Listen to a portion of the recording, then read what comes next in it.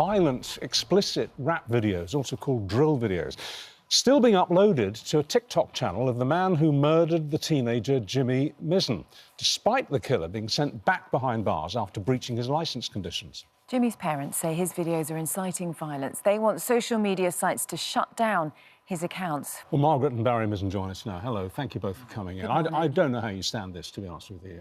As a parent myself, my heart goes out to you. For you to have to go through this is just appalling. Let's just clarify this. Your son's killer is believed to go under the name of the drill rapper 10. That's his handle. And he's thought to have posted these music videos referencing violence and killing, and what's more, posting them from prison, from presumably his cell. I mean, I can only imagine how that makes you feel.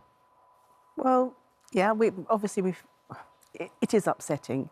We're not absolutely sure that he's doing it himself. He does seem to have a management team as well outside of prison. But it just never goes away, to be honest with you. Every time you think you're kind of coping again, something else happens, and now there's all of this. It's distressing. What effect does it have on you? I think it's more than just us. We'll manage this, and we'll work our way through and get this taken down. If it goes up again, we'll get it taken down. I think generally there is a big issue here about the impact this kind of music has on especially young minds. You know, the killings on our street are getting worse, they're not getting better.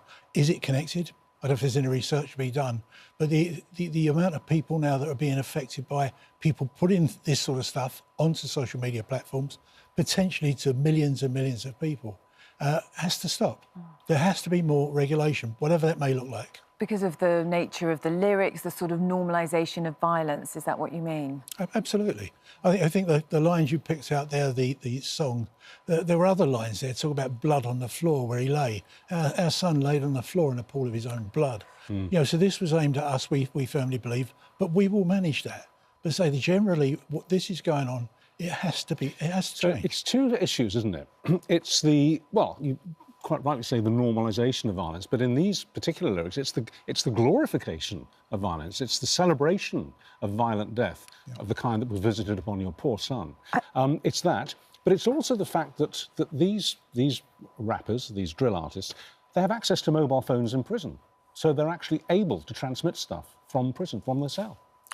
It seems unbelievable, doesn't it? But this is nothing new, because in the early days when Jake Farry first went to prison, that same year he posted from Twitter saying things about Jimmy. It's still on Twitter.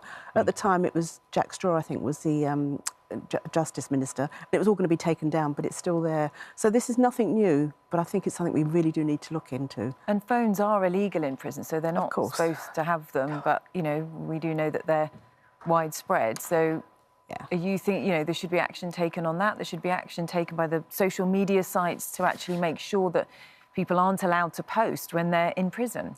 It seems unbelievable that people can post from prison. Now, in one of Jake Farry's films, you can see it's been taken, they've filmed it in prison, so obviously they do have them, so something needs to be done all round, generally. Well, I think a lot of people watching this will be scratching their heads and asking, how can this be possible? How can it be possible for prisoners to have ready access to mobile phones and not have them confiscated? We've got the former prison governor, Vanessa Frake-Harris, joining us now.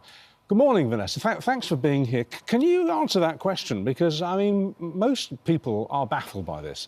They're baffled by the fact that these guys are in prison and yet we don't seem to have the means or the will to deprive them of mobile phones. Why have they still got them? Good morning, Richard. Firstly, you know, my heart goes out to the Mizzens. What brave people they are. I can only imagine, you know, how they feel.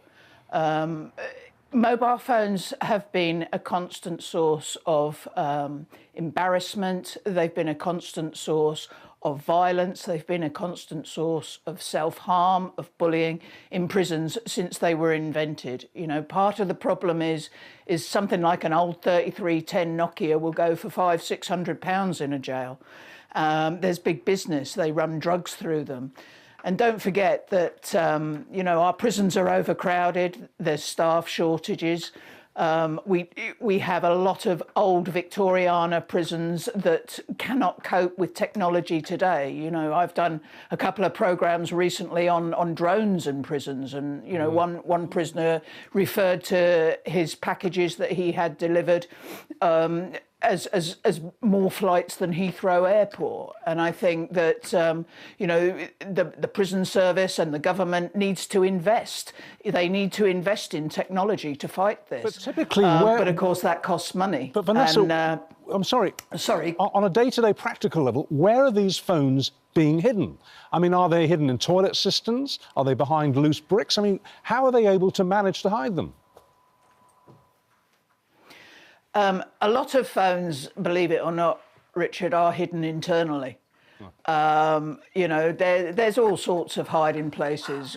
Quite often, you know, prison gangs make violence against other prisoners to hold phones. You know, it's a whole huge setup that needs taking apart piece by piece. So what's it going to take? I mean, you talk about investment there, but what's the solution here? Because if they're illegal, then surely that needs to be enforced to make sure that they're not there. And if they're just allowed to be there, then there's no point in saying they're illegal, is there? Well, absolutely. But you have to remember that, you know, phones in prison are very difficult to monitor. You know, I've seen phones in the shape of like watches or rings, or very, very small. They're very easy to conceal. You know, you can ask about phone blockers that can block the signal of mobile phones. But the problem with that is that they outstretch past the prisons and people living next to prisons and outside prisons and hospitals and everything.